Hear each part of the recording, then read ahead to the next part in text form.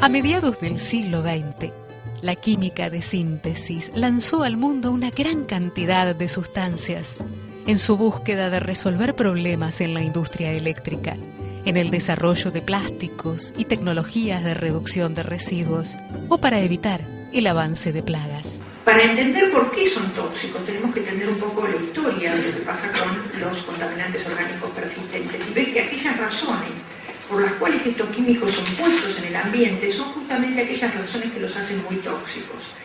¿Y cómo hemos aprendido en los últimos 50 años? Hemos aprendido, lamentablemente, viendo y recogiendo la información de los efectos. Tiempo después, comenzaron a evidenciarse los efectos negativos de esas sustancias, al punto de tener que buscar concierto internacional para promover su eliminación. Tenemos que decir que son químicos sintetizados por el hombre, evaluándonos sin tener una proyección y con el conocimiento puro y exclusivo que se disponía en el momento en que se crea el químico. Actualmente se sabe que hay 3.500 plaguicidas orgánicos utilizándose. Todos pueden llegar a contaminar el agua, el aire, el suelo, los sedimentos, animales, plantas y nosotros mismos. Son sustancias químicas muy estables y son muy solubles en grasa y poco solubles en agua. Esto se hace justamente para que la sustancia sea estable y esto justamente son las características que lo hacen muy tóxico. Ese grupo de sustancias químicas se conoce como compuestos orgánicos persistentes. ¿Dónde es donde mayor se producen? En las fábricas de siderúrgica, en la producción de pastas de papel, especialmente cuando usan cloro elemental como blanqueo, en todo tipo de combustión que se produzca. Son 12 principales por ahora, y solamente por ahora, tienen diferentes orígenes. La gran mayoría son de uso intencional, fueron generados específicamente para algún uso, pero variedad de aplicaciones, aunque el campo es muy similar, tienen diferentes propiedades, claro, porque actúan de diferente manera, se usan diferentes tecnologías para la producción e incluso para la destrucción. Y un elemento común, quizás el elemento más común que hay en todos estos 12 principales, el elemento que los une es la poca prevención que hay en su fabricación y en su uso. Recién en la Comunidad Europea, ahora con el REACH, con la regulación, evaluación y autorización de las sustancias químicas, está pidiéndole a la industria y al sector privado que diga cuál es la fórmula, para qué se usa, en qué cantidad de la vuelta y cuáles pueden ser los efectos sobre la salud y el ambiente. Y a partir de ahí, de la autorización, se permite la comercialización. O sea, estamos, como me dijo una vez un alumno mío, bueno, pero alguien se debe haber ocupado de eso. No se ocupó nadie. O sea, se volcaron al ambiente cientos de miles de sustancias, creyendo que si no había una toxicidad aguda, o sea, si la gente no moría rápidamente, eso no iba a ser tóxico. Lo que encontramos que 50 años después, la exposición a bajas dosis y la acumulación en la grasa que pasa de una generación a otra generación y se va acumulando, es lo que nos trae el problema. Se encuentran en ciertos insecticidas que se solían usar, en refrigerantes eléctricos, o se producen al quemar residuos como las dioxinas. Fundamentalmente son algunas de origen industrial, como son los PCBs, las dioxinas y los furanos, y después una serie de plaguicidas como el clordano, el DDT, el dieldrin, el endrin, el heptacloro, el mirex y el toxagel. Y el hexaclorobenceno, que comparte las dos categorías, la de plaguicida y la de contaminante industrial. El principal, pero no el único, transporte de las dioxinas y furanos es por aire, porque se producen durante la incineración y existen en el suelo, en los sedimentos y en peces. El DDT es un pesticida desde hace, ya estamos para los 70 años, como todos es bioacumulable y es muy persistente, ¿no? El aldrin y el dieldrin son insecticidas y pesticidas que ya llevan más de 60 años en su aplicación. El endrin es otro insecticida que se ha usado incluso como redenticida para proteger los cultivos. El clordano se ha usado en pesticida contra termitas. El grupo de los endosulfanes actualmente es el único grupo permitido para su uso y se usa masivamente sobre cultivos de soja, de girasol, tomate, arroz, entre otros. Ya está en lista de formar parte de la docena sucia. El Mirex es un hormiguicida, hoy en día aún está en venta, lo usa contra las termitas también, y algo que no se conoce mucho es que se usa en formulaciones de retardantes de fuego. Es claramente carcinogénico también. El hexaclorobenceno se ha usado en cultivos como pesticida y fungicida. No es el único, pero es muy común su uso, o era muy común su uso como curasemillas, y como todos son persistentes. Claro, si no, no estaría en la lista de los 12 principales. El toxafeno se ha usado como insecticida en cultivos y contra parásitos externos de animales, y afecta claramente al sistema nervioso, ¿no? Se lo ha usado junto con el DDT. El heptacloro es un insecticida y hormiguicida, hasta donde yo recuerdo se sigue vendiendo, puedo estar equivocado, no sería la primera vez, y en sus efectos es similar al clordano, y no hay duda que en una ingestión aguda afecta, como la mayoría de estos, al sistema nervioso central. Existen diferentes países que forman parte de este convenio donde la producción y uso está permitido. También, aparte de África, se sabe que en los países del trópico, inclusive México y Brasil, actualmente están utilizando este tipo de plaguicidas. Los bifenilos policlorados son de vuelta una familia, todos los asociamos en la mayoría de los casos con la aplicación como un excelente agente refrigerante de los transformadores y otro tipo de procesos donde se requiere una transferencia de calor. Son muy estables, son muy tóxicos. Eran la papa cuando recién salieron porque no se sabían los efectos tóxicos. Y hay otra aplicación que creo se está dejando en uso de los bifenilos policlorados. ¿Saben dónde se encuentra presente? En los papeles multicopia, en pinturas también. Bien. Aislante de papeles de tapicería, aditivo de pinturas, vamos bien. Los efectos en la salud son cada vez más certeros. Bueno, si vamos a ver por qué, de dónde recogimos la evidencia, los médicos, nos damos cuenta de la evidencia que recogimos de la vida silvestre. Y hay montones de artículos científicos publicados. Por eso cuando uno a veces se presenta ante un juez y dice, bueno, pero ¿hay evidencia científica publicada? Sí, hay evidencia científica, quizá poca, individual, en lo que hace a la relación causa-efecto individual, por eso es que es tan difícil muchas veces, incluso hoy en día en los juicios, que mucha gente dice, bueno, a mí me pasó tal cosa, es muy difícil llegar a la prueba individual, pero sí a la prueba poblacional, y sí hay mucha evidencia científica respecto del efecto sobre la vida silvestre. Muchos de los efectos que nosotros estamos encontrando, que se han encontrado en los últimos 10 o 15 años, o más quizás, sobre la vida silvestre, son aquellos mismos efectos que hoy estamos encontrando en los seres humanos. Los médicos muchas veces no reaccionamos tanto a lo que la percepción de la población cree que es lo más tóxico, que muchas veces dice produce cáncer, produce leucemia, lo cual no es mentira. Pero a mí, personalmente, lo que más me preocupa de efecto es la pérdida del coeficiente intelectual, la pérdida de la capacidad de la memoria, la pérdida del aprendizaje, los problemas de conducta y la fertilidad. Porque eso, ¿qué puedo esperar yo de 2 o 3 generaciones que están expuestos a este tipo de cosas? De 2 o 3 generaciones son 20 o 30 años, no es mucho, 40. Además de los efectos agudos por una exposición directa, es toxicidad a largo plazo, como también venimos hablando. Son carcinogénicos, mutagénicos, teratogénicos y actúan como disruptores endocrinos. Y también se biomagnifican. Además, liberados en la naturaleza, causan reacciones tóxicas o persisten en el ambiente durante años, pudiendo viajar miles de kilómetros desde el sitio en que se utilizaron, amenazando la salud en regiones distantes y por largo tiempo. En las zonas ecuatoriales, generalmente las temperaturas son mucho más altas, por lo tanto la evaporación excede a la deposición. Entonces todos estos contaminantes pasan a la atmósfera y son transportados atmosféricamente por las diferentes corrientes de aire, depositándose a mayores latitudes. Este proceso se da tanto para el hemisferio sur como para el hemisferio norte. Las bajas temperaturas hacen que la deposición supere a la evaporación. Y así somos receptores de gran cantidad de contaminantes que están siendo emitidos en otra zona del planeta. Todo este proceso se denomina lo que es destilación global de contaminantes orgánicos persistentes. Bioconcentración, obviamente arriba de lo que es la cadena trófica, encontramos a las mujeres y al niño embarazado, o sea, al embarazo y al niño durante el periodo de embarazo. ¿Por qué?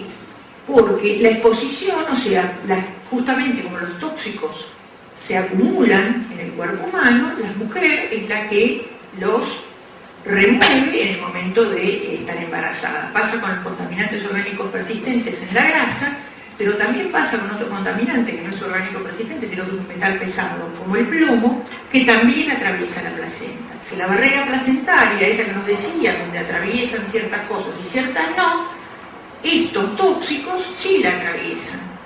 Y que la exposición es desde la concepción. Y desde la concepción significa que si estas sustancias tienen la capacidad de interrumpir o alterar los procesos de desarrollo, especialmente donde se están formando, ¿no?, la base de nuestra vida, y eso puede ser alterado y en eso no hay balotaje, eso nos produce una marca. Desde hoy se habla del origen embriofetal de la enfermedad, y no el origen embriofetal de la enfermedad infantil, se habla del origen embriofetal de la enfermedad durante toda la vida. Los niños nacen con más de 300 químicos de síntesis en el cuerpo hoy en día, químicos inventados por el hombre y que no sabemos cuáles son sus efectos sobre la salud, pero obviamente estuvieron presentes en el momento de la concepción. Los químicos estos penetran la cadena trófica, van concentrándose y van pasando, van biomagnificándose, porque no solamente se concentran, sino que están en mayor cantidad hasta llegar a los seres humanos y, por supuesto, a las crías de las otras especies con las cuales convivimos. Los más vulnerables son los que trabajan con ese tipo de sustancias. Un señor que trabaja con plaguicidas, o un joven, un adolescente, que carga una mochila porque aplica plaguicidas en el fondo de su casa para ayudar a su familia en cultivo de verduras.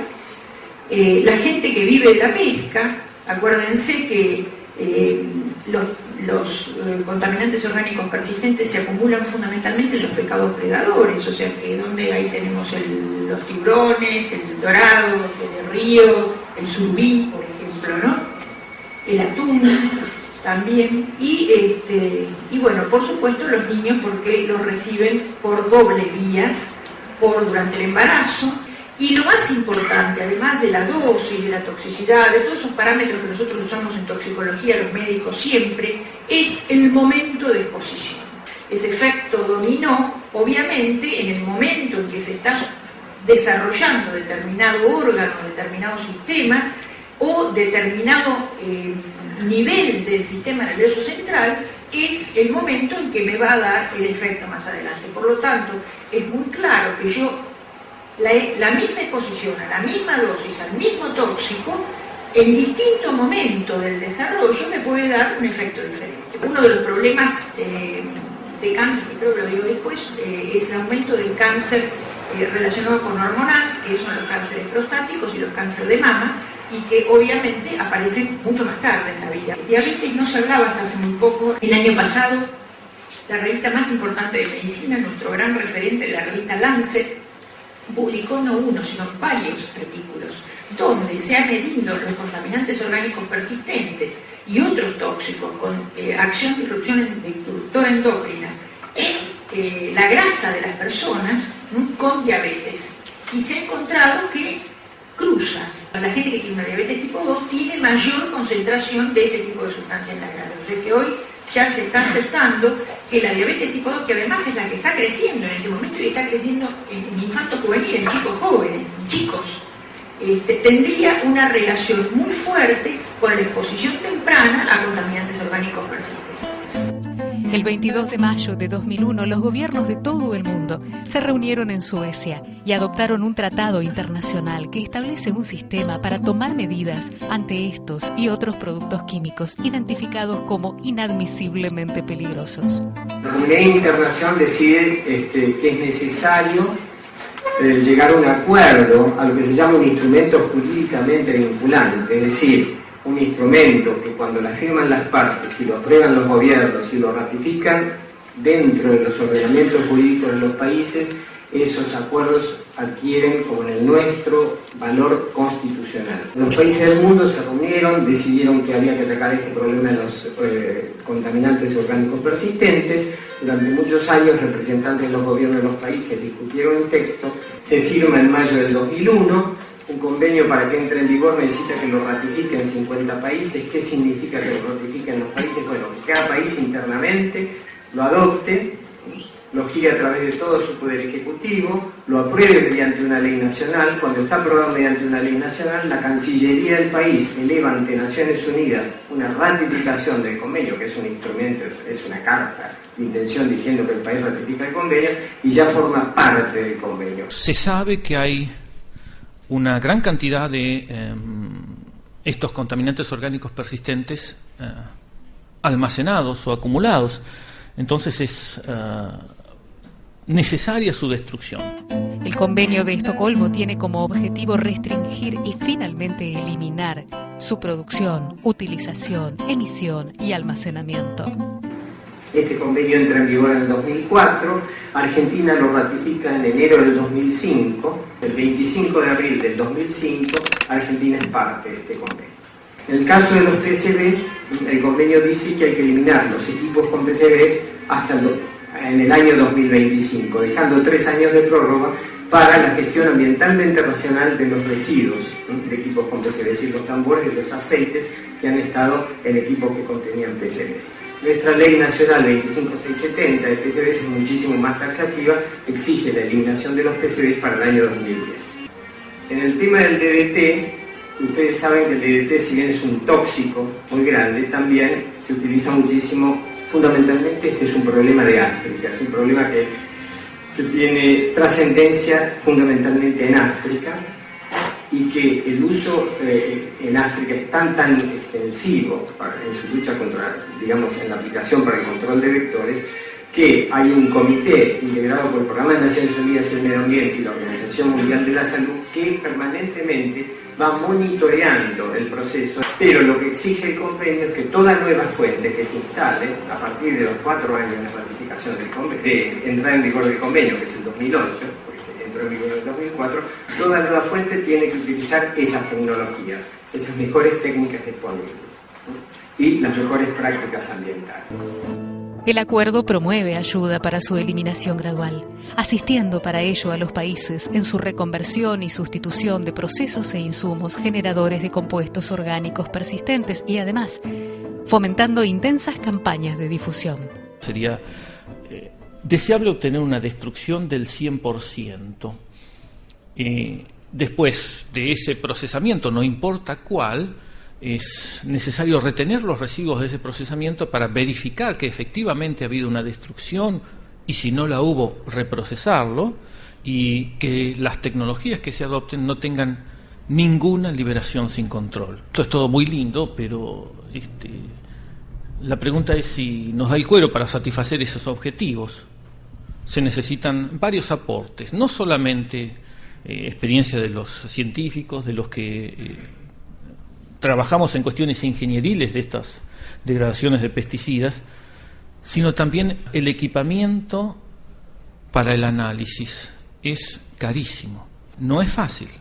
Fue un consenso de todos los países que el tema era, digamos, el alertar, el concientizar, el ir formando a la población, a todos los sectores de la comunidad, a cada uno de los individuos sobre sobre los alcances y sobre los cuidados que hay que tener en el manejo de estas sustancias.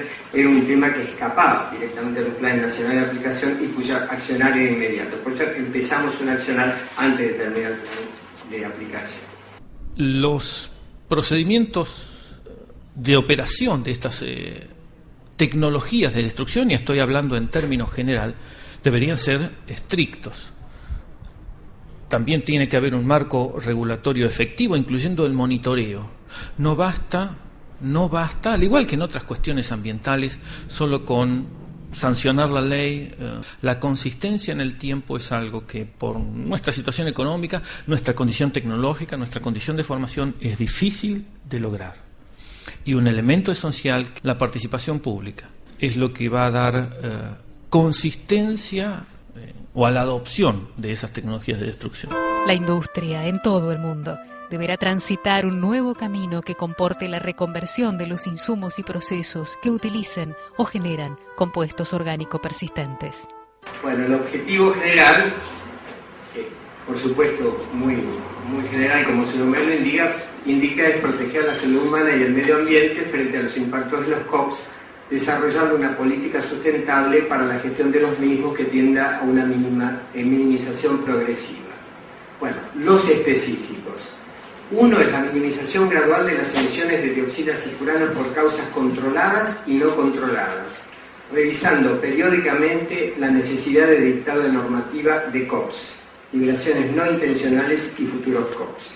La reducción gradual de residuos de los residuos de equipos que contienen PCBs hasta su erradicación, velando por el cumplimiento de las obligaciones fijadas en la 25670, que es la eliminación para el año 2010. Minimización del uso y presencia de agroquímicos, COPs en matrices ambientales y de alimentos hasta su eliminación total, estableciendo plazos para la eliminación de stocks. Lo que tenemos que trabajar es en prevención, porque los daños tenemos que acordarnos de que son irreversibles, pero prevenibles. O sea, ahora más o menos sabemos de lo que estamos hablando. Todos admitimos, los que estamos en salud, que conocemos la mayoría de los efectos de los POP sobre la salud, pero también que conocemos lo suficiente como para tomar acción. O sea, no se puede estar esperando que el 60% de la población esté enferma para decir, bueno, tenemos que... O sea, hoy en día hay que empezar a revertir el proceso. Y que obviamente se necesita una acción global, pero lo que es mucho más importante es que la responsabilidad es individual. La Agenda 21 habla de la responsabilidad de los individuos, no habla de la responsabilidad de la comunidad, habla de la responsabilidad de los gobiernos y la responsabilidad de los individuos. Hay varias técnicas de disposición. Una de las más comunes, y hasta donde yo sé sigue siendo cierta y actual, es el almacenamiento. Es una disposición, no una destrucción. Y estamos postergando la definición del problema o creando nuevos problemas. Además de que postergamos la definición de qué hacemos con el residuo, tenemos potenciales de fugas, derrames, volatilización. El problema con el almacenamiento es el control a largo plazo. El fin de una compañía que se dedique a actividades de descontaminación no es solo descontaminar, y en la medida que lo haga en un marco legal me parece bien, es además obtener rédito. Entonces hay un compromiso entre el costo operativo, el costo de inversión y esa mayor eficiencia que se puede lograr agregando elementos de retención o de destrucción adicional de los contaminantes orgánicos. Hablaba de técnicas clásicas de disposición y técnicas nuevas de eliminación, pero ahí ya tenemos el contaminante. Ya metimos la pata y tenemos que sacarla, y eso es caro. Por eso, pregunto, ¿y si prevenimos? Una de las posibilidades de prevención es el uso de productos alternativos. Algunos pesticidas pueden reemplazarse, no todos. Procesos alternativos que usen esos, o el manejo integrado de los procesos productivos. Existen varias alternativas que no todas son posibles. El DDT con el asunto de la malaria, eso que está en cuestionamiento en África, lo han mencionado como más autoridad que yo hace un rato. Todas las alternativas tienen algún inconveniente.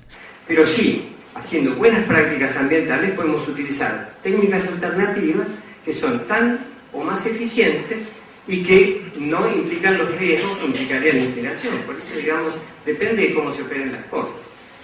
Presuponiendo que van a estar mal operadas, mejor evitarlas. Por eso por ahí van a haber prohibición de la incineración. Sí, claro. No es necesario. En la medida que no sea necesario, que se pueda suplantar con otra cosa, bueno, busquemos la alternativa que corresponda. A nivel general, el primer elemento que tenemos que hacer es la educación.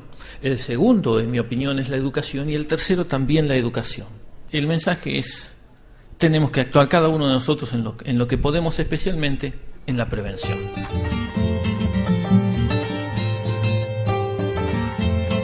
Este es un mensaje de BIOS Argentina en un proyecto del Programa de las Naciones Unidas para el Medio Ambiente y la Secretaría de Medio Ambiente y Desarrollo Sustentable de la Nación en el marco del Convenio de Estocolmo.